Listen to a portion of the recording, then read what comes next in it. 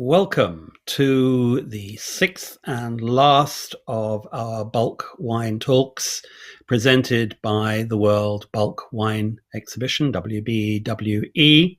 And my name is Robert Joseph.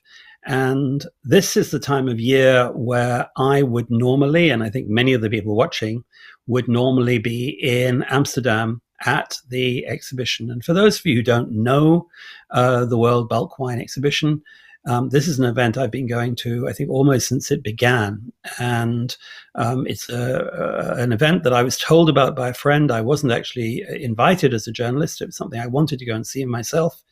And I fell in love with it as an exhibition because every year we have had until this year Provine and Vinexpo and Vinitaly and Alimentaria and so on. And they're all exhibitions with very big stands and lots of signs and a lot of theatre. Whereas the World Bulk Wine Exhibition has very little of that. You have much smaller stands. They're shell scheme stands. Many of the bottles, obviously, most of the bottles probably don't have labels. And there's very little of that theatre. But what there is reality. There is business. There are people talking about this harvest, last harvest, what the stocks are, and so on. And I think the thing that I was really struck by from the first time I went to that event was that it's not all about cheap wine. I think when you go there, maybe you imagine that it's all about wine at under €1 a litre or whatever. In fact, at the fair, you will see Chianti, you will see Chablis, you will see Rioja, you will see Malbec from Argentina or Shiraz from Australia for €3, €4, €5 a litre. So some premium wines. And it's for that reason, it's a very interesting event to go and see what's happening. There's also something called the silent tasting area where you can taste hundreds. I think there's 400 wines last time I looked, hundreds of wines, and you can taste them and then discover what's interesting and then go to the stand and talk to the people. Now, of course, none of that's happening. And to replace that, what the event has done is the organizers have set up something called Connect, where would-be visitors can actually connect with people who would be exhibiting there. And for example, if you're looking for a particular wine, you're looking for some Pinot Grigio, or you're looking for some Rioja or whatever, they will put you in touch with the exhibitor who has that kind of wine. And of course, at the exhibition, normally there's a very vibrant conference session, which I'm normally very happy to be talking at. And this year, what you're watching now is kind of the digital equivalent, the replacement to the conferences that would be happening in Amsterdam. Now, for today's session, well, up until now, we've looked at Argentina, we've looked at South Africa, we've looked at America, we looked at the world, but we haven't looked at Spain, which is interesting because the exhibition is run by a Spanish company, and Christina, who's producing these talks, is Spanish. And so I'm very delighted to have Luis Noé, who represents the region of Castile-La Mancha, which is half of the production of Spanish wine, and also a place where much of the bulk wine in Spain is produced. So I'm really delighted to have Luis here, and so we can actually have a look at the situation in this very strange year of 2020, of where are we in Spanish wine today. So Luis, welcome. Thank you very much for giving us your time. And that is my question. So if we look 1 year ago, we would have been in Amsterdam talking about the situation then. We had the 2019 harvest, which had just come in, if you like. Nobody expected COVID, and nobody knew what was happening. So we had COVID, and we've also had the situation of the tariffs in America, which have not affected bulk wine, but they have affected bottled wine. What is the situation today in Spain? Yeah, so thank you for having me, Robert. It's a pleasure for me to be here representing Castilla-La Mancha. I also would like to thank the team of World Bull Wine Exhibition for including us in these sessions and for the work they have been doing, because as you were saying, we are going through a very tough year. Everything is really different than that we expected, and this has affected a lot to the way we do business and the way we sell. We have seen that the whole market is completely different as we expected. The trade business is different as we expected, and this is also something that we have to manage. And in this case, what we have seen here in Castilla-La Mancha, you can see that we are 70% of the we have 70% of the production of total bull wine in Spain. We have seen a decreasing in our exports in value. If we see the total export of wine, we have seen a descent of about 5.8% less wine that we have sold when we talk about bull wine than we did it in the last year. So this is something like I think it's been like general in not only in Spain but in the whole country, and it has to do a lot with things like the way how the markets have behaved. We have seen like the hotels, the restaurants, the catering industry had closed their doors all around the world, and this is something that has impacted really directly. And we have also seen like things like you were mentioning, different things like, for example, the tariffs in the States or some other regulations that like the ones we saw in Russia from April, they have impacted very much in our sales also.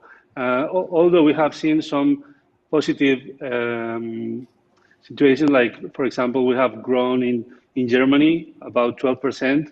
When we talk about bull wine, we have grown in Portugal a lot, 21%, and this is over a really huge growth from previous year also.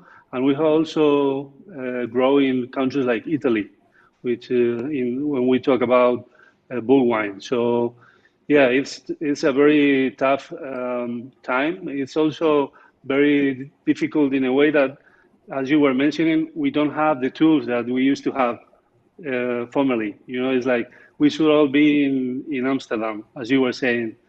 And things like cancellation of Provine next year that we just knew yesterday are making more difficult to negotiate, to find the place to get the contract and to discuss and to test how the market is behaving and what can we expect. So yeah, it's challenging.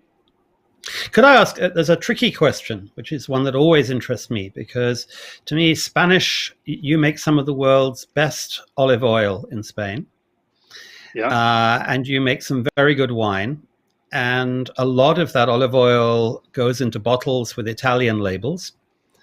And a lot of the wine, I mean, nobody ever talks about how big a customer France is for Spanish bulk wine. But you supply a lot of bulk wine, right? Nobody talks about that. So what happens to that wine from your region that goes to Spain, so it goes to France, and some that goes to Italy? What happens to that wine? Yeah, you can imagine. It's like we do have a huge production and we do have a great quality that is really appreciated in many other countries. And in the case of France, but we can suppose that, of course, this wine ends in a bottle. And in the way it ends in the bottle is by, coupage, by using our varietals to improve the quality of their wines in some ways, to increase the volume of their production, of their sales. And this is something that, as you were mentioning, has happened also by the olive oil. And in the case of olive oil, we've seen that we do produce much more olive oil than any other country, but the one who sell more is Italy, because I think they control the commercial structures in important countries like the United States, which is a high consumer. So they were there before. So in this case, we are growing, and we are getting more part of the business, but it's like something which is difficult in a way that they got to the market earlier. So if we look at the price of generic white and generic red at the moment, I think I'm right in having a price range of between 30 to 35 euro cents a liter for white, and maybe 30 to 45 for red, more or less, más o menos. Yeah, it depends. Roughly. We see, what we can see here is we have like two different sides of the structure of the business. We do have like basic bulk, which would be in a lower range of price, similar to what you were saying. But we do also have a more quality bull wine, which is increasing this average price per liter. And this is so that goes to about 55, maybe. Yeah. Okay, And this but is you still see. Yeah. Sorry, I just wanted to point out that. Go on. Sorry, I just wanted to point out that this is the way where, to grow. It's like, for example, if we see the behavior of the wine with no indication, it's like apart from that the average price is lower, we've seen that the tendency is like the trend is like these sales are decreasing. For example, no indication wine has decreased 11% in value. But if we see the price for the mono varietals, for example, we see an increase. They're increasing in value. And if we see, for example, the geographical denomination, they are also increasing, and even more when they have origin denomination, or they have they are varietals. So this is something that is really the way we think we need to follow in order to get more diversity, but also more quality, and also in order to improve the average price, and have more tools in order to avoid this sawtooth trend that is very common in the bull wine. So I noticed that the prices of Sauvignon Blanc, Chardonnay, Cabernet Sauvignon, Merlot, all of those are higher. And maybe the best of those seems at the moment to be Chardonnay. Is that right? The highest price. I don't have this specific data, but maybe do you have this information more accurate? I have 65, 75 cents maybe for Chardonnay, maybe 50 to 60 for Sauvignon Blanc, 45, 55 for Cabernet Sauvignon, Merlot 50 to 60, Syrah 40 to 50. One of the areas of interest to me in Spain as well, if we forget some of those varietals, is rosé, because that's a growing market and something that you can do very well in Spain. Is that a growing area for you in terms of the future, do you think? Yeah, I think so. I think we do have many opportunities with the rosé, and in Castilla-La Mancha in particular, we do have grapes like the Bobal that is producing excellent rosé wines and could be really, really interesting in the future. We see here we do have the perception like Castilla-La Mancha. We do have as a region a bigger production, like in many countries, like Chile or Argentina or Australia. Our production is bigger than this, and the diversity and the type of grapes that we do have is also really important, even though many people doesn't have the idea that we have this great diversity that any like a country could have, and this is something that we want to, you know, make the people know. Yeah, and in this case, for example, with the rosé, is something that I think we do have many things to offer. Now, this year, what happened with the harvest, 2020 harvest? How big was that? I have some guesses, Yeah, but what do you think it was? yeah. At the before the harvest, we were like concerned about the pandemics because we didn't even know how it's gonna be, or if we were gonna have like I don't know the word in English, like like cluster where the pandemic explodes. Sure. But the harvest has been really quiet and everything went well. And it's we could say that it's we have something like in production is quite similar to a regular year, maybe a bit more, and we do have a really an excellent quality in this year. But that We means think. that, but in a way, if we've got a lot of good wine, that means there's a lot of wine on the market to sell. And what are we looking at for 2021 in terms of the market?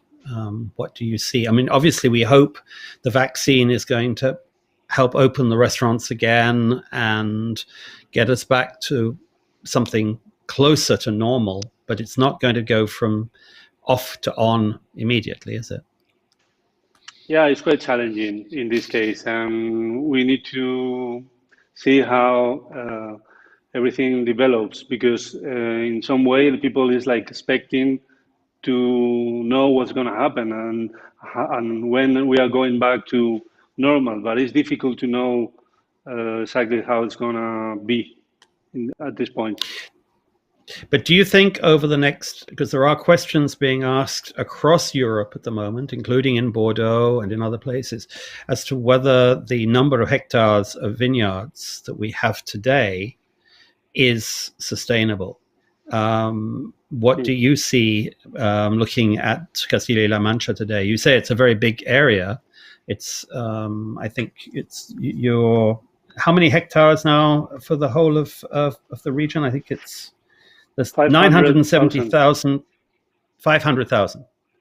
And that's of about, there's about 970,000 for the whole of Spain, I think. So it is half the area, Yeah, I think. 50% of total Spain. Yeah. So do you think that do you think you can keep that size? The point is, we have seen this, like in the past years, like the production in the world is higher than the consumption. It's like if the production is 270 million Yeah. hectoliters, the consumption is 220, 230. So this is something like we have this balance. What we see here is, for example, we see that that Spain is considered as the in this case we do. Oh, sorry. Just a second. I was receiving something here.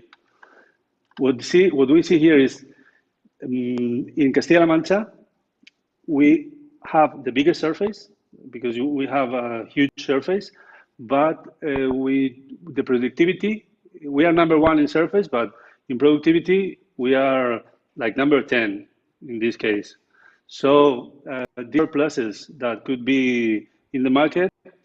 Probably are not in our area because we don't have this super productivity, I would say. So when we talk about if it is sustainable, maybe we need to think that the production should be more adjusted to the demand, and in this way, it's maybe we need to think about making it more feasible. And what is the situation with water at the moment in the region? At this point is we don't have these goals. Like it depends more in every year. But in this case, this is something that is we are in a good period, I would say, for this year. It's been if you look at a 5-year period, you do have from one year to the next. There is that is a challenge sometimes. Yeah, if you see with a longer point of view, you can see that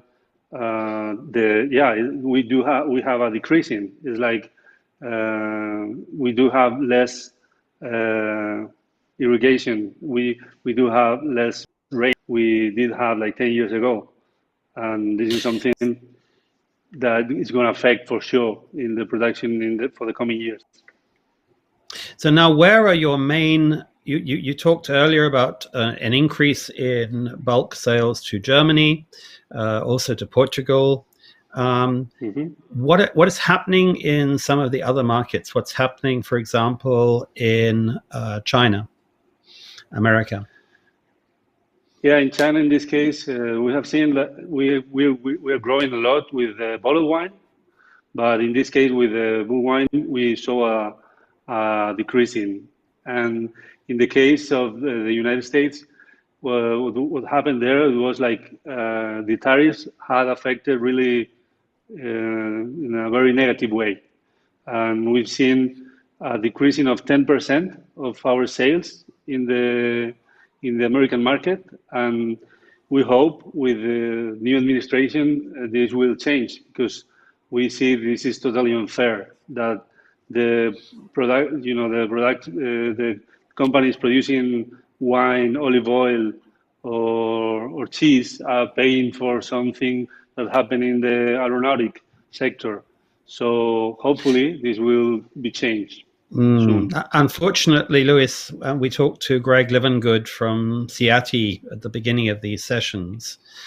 I'm not sure that we're going to see Joe Biden make any immediate changes in those tariffs. We can hope. The one thing is maybe we don't have the 100% tariffs that we were threatened, or certainly that France was threatened. That's positive.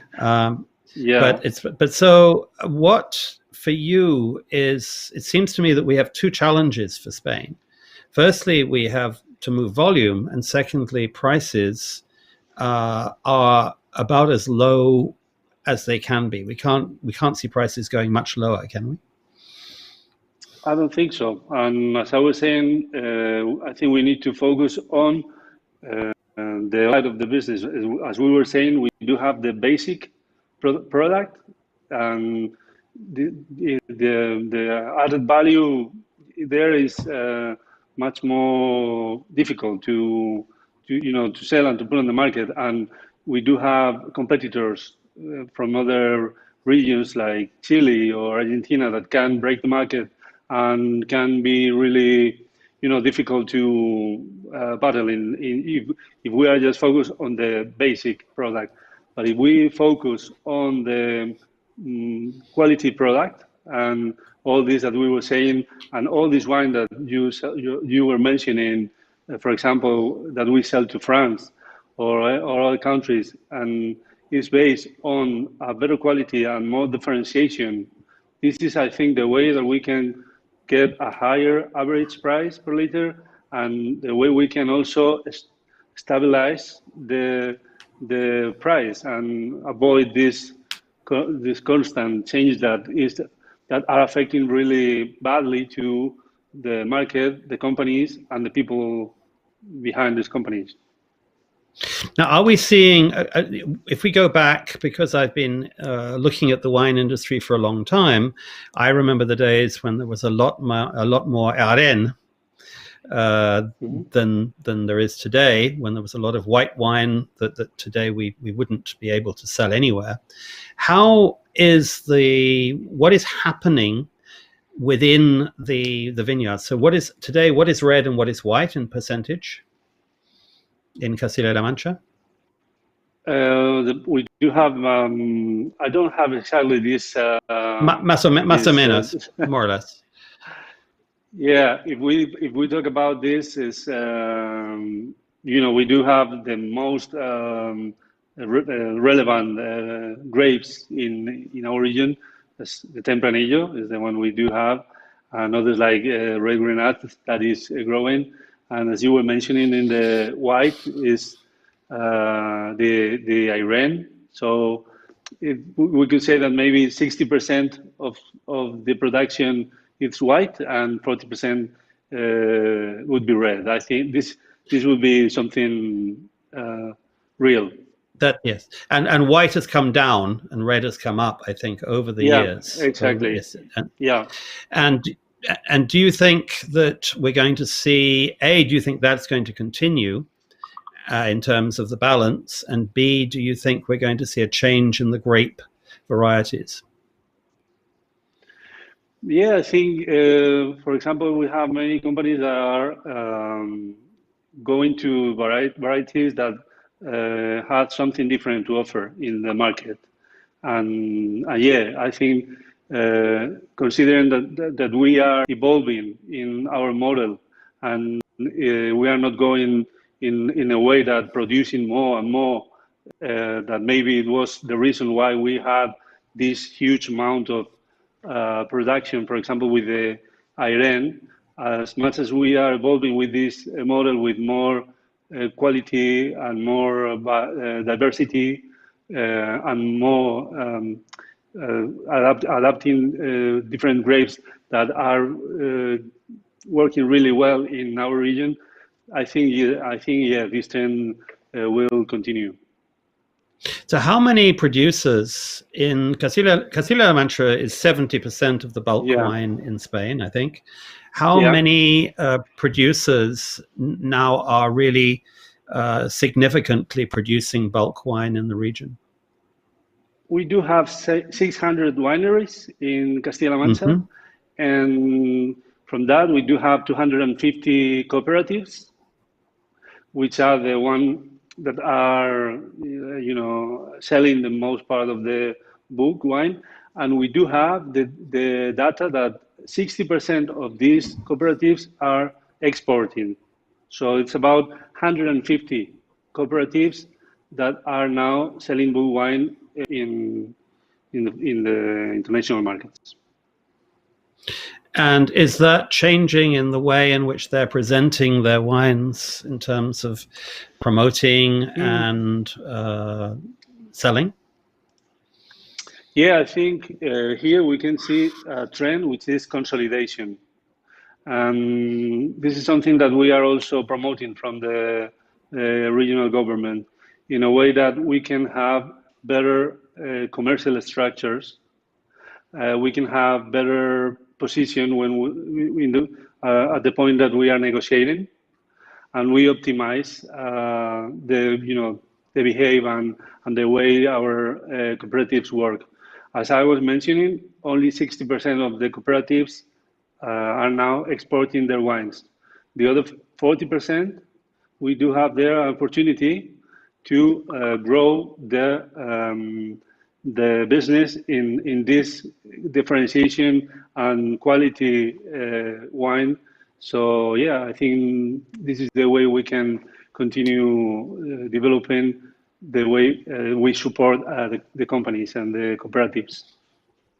And are we seeing the cooperatives beginning to work together to come together in production and marketing? We do have plans here in the region that are led by the regional government, and these programs are focusing on consolidating and joining forces between small cooperatives so they can have a better position, as I was saying, with their commercial structures, with marketing, with production, with the adaptation to new trends that are here and are very important, like everything which is related with digitalization, everything which is related with sustainability. And if you are a very small cooperative in a very small town in somewhere in Spain, in Castilla-La Mancha, it's really difficult to be on top of every new thing that is going in the market. And this, if we are together, if we help the companies to have a bigger size, we think they have more chances to be successful in this everyday more difficult scenario.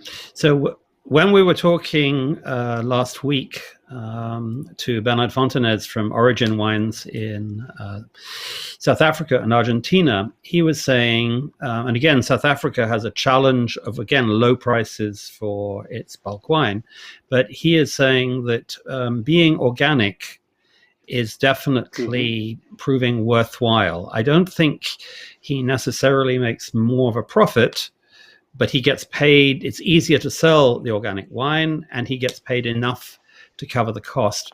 What is happening with organic, sustainable you mentioned, but what's happening with sustainable and organic wine in Castilla-La Mancha and in Spain in general? In this matter, I could say that we are the largest organic wine producing region in the world today. And this is something that we want to use to build and to improve our position in this case. We see every day that these sustainability issues are more and more important in all the value chains. And this is something that we see is here to stay. And for example, in this very difficult situation with the pandemic, we can see that considering the reduction of mobility and also the difficulties that the cargo are experiencing, we see that it's much more difficult to move a container from Spain to China or from Argentina to the UK than it was. So this may be something that is going to be here for a longer period, and maybe we see that we have shorter circuits. It's like because it's necessary, because it's not worth it, or it's not. I'll find the word in English. It's not worth it to, or it's very difficult to assume the pay for this increased cargo cost. So this is for sure affecting, and considering that the final client is every more and more aware about the sustainability, for sure it's something that is going to be very important in the future. And this is something that we also are keen to promote and to grow here in the market in Castilla-La Mancha. Now, we talked earlier about, in terms of value, to get more money for your bulk wine, if you have the right varietal on, it will make a difference. But secondly, if you have a DO, a regional designation, it will have a difference. But Spain historically has not really had very many strong DOs internationally. I think a lot of Spain's DOs are very well known in Spain. But when you go outside Spain and you ask people in America or in the UK or Germany which Spanish DOs they know, it's not a very long list. What's happening in that area for you? Yeah, I think we do have room for growth there because, as you were mentioning, not many origin denominations are known abroad. Everybody knows about the most important ones, more the relevant ones that have been in the market for decades. But we do have 9 origin denominations here in Castilla-La Mancha from very different sizes. And many of them are not known as we would like to. And this is something we want to work and we want to improve. We do want to use the European funds that are available to build in this case. And yeah, maybe this is In our case, I could say that I would like it to be different, but in the past, we have been putting many efforts in producing great wine, producing more wine, and maybe we're not with the with the seller, with the salesman, and this is maybe the result today, because we do have great production, great quality to put in the market, but we are unknown in many ways. It's like we were saying, we are almost like we are more than a country. We produce almost double than Australia, but who knows, and how many people know about all the diversity that we do have in this region? This is something we need to work and use, because there are many people which is more and more interested about new things and interesting new products. So we need to use this and work together in order to be more visible. Yeah. We're very close to our end of our time, but I don't know if any questions. I don't know if Christina, who is producing this, has any questions that have come in from the outside, from people watching us on YouTube. I can't see any at the minute. I think that I agree entirely. I've been watching the quality of Spanish wine improve so much in both red and white. I think maybe more in white in some ways than red. I think there was more need for improvement in white wine, and I think maybe the developments in regions like Rueda and elsewhere have raised the aspirations for Spanish white wine in the whole of the country. So I think I think that's been a very good thing. I also think that what we're seeing internationally and the interest in varieties, Tempranillo is becoming a grape that in Australia and other places is becoming more known as a grape. And I think Garnacha as well is because, again, of its popularity, partly in France, but also, again, in the New World and elsewhere. So I think you have great potential strengths, but it's the challenge to me for Spain is how do we get people to know about these wines, and how do we stop being value for money and start being appreciated as quality value, as premium. And that to me is something I hope we can make happen. Yeah, hopefully yes. And I think we do have really a great potential to be more and more known as with all these characteristics.